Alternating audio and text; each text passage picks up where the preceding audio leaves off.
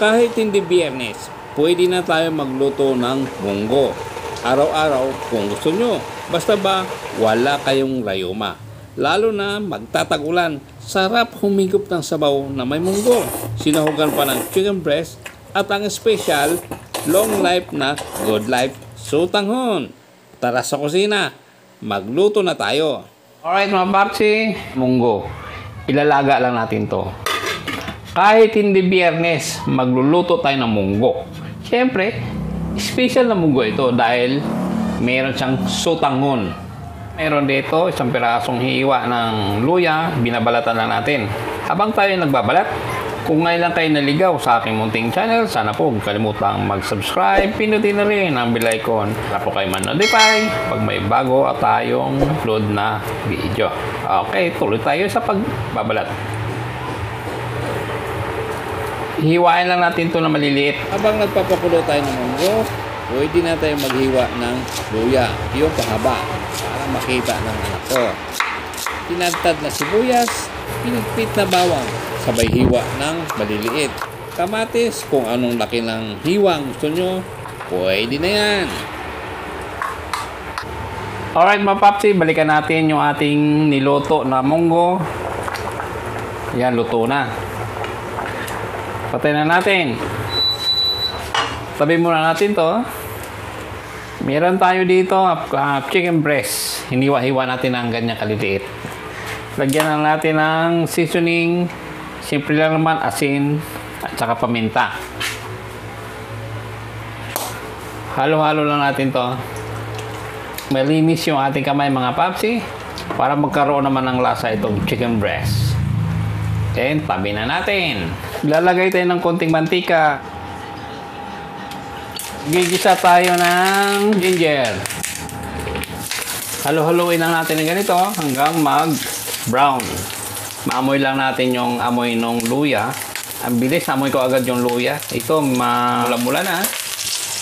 Lagay na natin yung 4 na piraso na garlic. Minced garlic. Halo-haloin din natin. Pag ganyan na ang nakikita nyo, pwede na natin ilagay itong ating sibuyas. 1 pirasong sibuyas. Halo-halo, mix-mix, mikos-mikos. Hintayin lang natin maluto yung onion. Pwede na natin isunod yung ating 4 na piraso na kamatis. Pag ganito na itsura, yung luto ng kamatis, pwede na natin isunod itong ating chicken breast.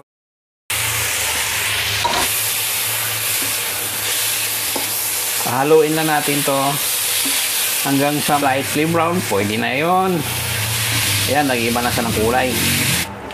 Nilagyan natin to ng 1/3 teaspoon na patis, 1/3 teaspoon na black pepper.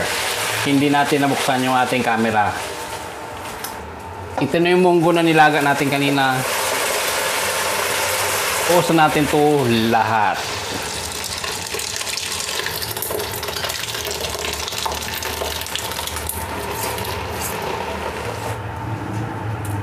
Halo-halo, mix-mix, mikos-mikos. Para mas lalong sumarap, lagyan natin ng 1 tablespoon na chicken powder. Magdadagdag lang tayo ng tubig.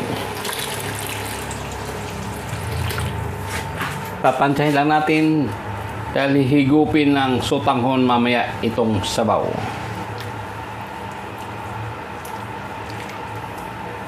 Ito na yung ating sutanghon, ang paborito ng lahat, Good Life Premium First Class Vermicelli.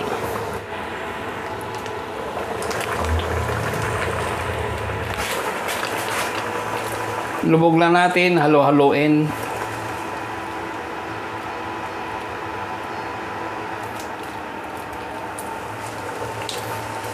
Yan, pwede na natin lagay yung ating gulay. Ampalaya dahil ito ay munggo. Kunti lang naman lalagay natin.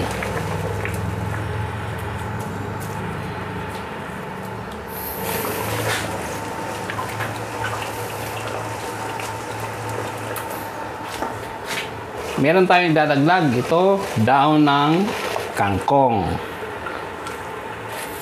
Chinese kangkong. Kita mo yung design niya. Matulis. Parang singkit.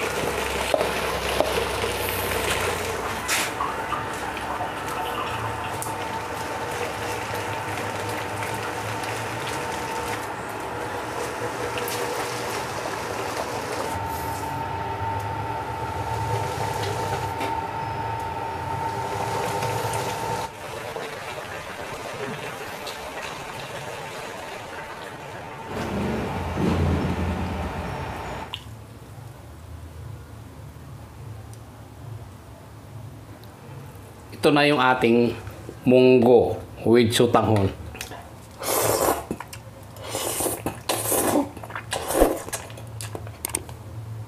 The best yung ating niluto. Munggo with sotanghon.